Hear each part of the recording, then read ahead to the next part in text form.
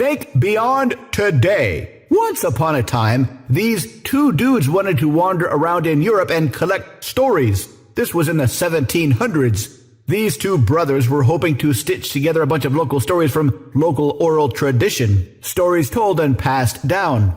Their goal was to put these stories together and prove that Jesus and Christianity were inherent to human thinking. Back then, a lot of people believed this, that if you put a normal human in isolation, they would, on their own, come up with the same basic ideas taught in Christianity. Unfortunately for these two dudes, these stories were all over the place, so they figured it was a failure. They left their collection of stories and went on to other projects. Then, later, one of their friends stumbled across these stories and read through them. "Hey," he said, "you guys should publish this for kids." So they did, and it was a smash hit. Grimm's fairy tales were first published in 1812. And while they didn't exactly prove Jesus, they were filled with useful advice. Like if you go wandering by yourself into the forest, you might find a talking wolf dressed up like grandma who will eat you. This is to keep the kids wary of going into the forest alone. Or if some weird old lady invites you into her house, she might eat you. My favorite is the Pied Piper. A town hires him and says they'll pay him. He does the work, but then they don't pay him.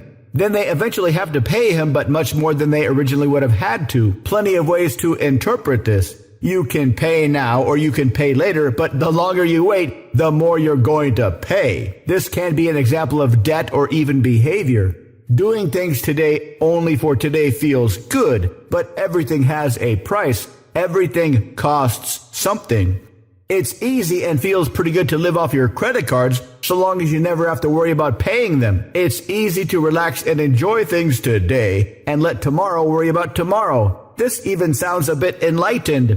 But unless you're planning to jump off a bridge, there is going to be a tomorrow. Sure, you might get lucky and you can take it easy for the rest of your life and come out okay. But for some things, there will be a reckoning.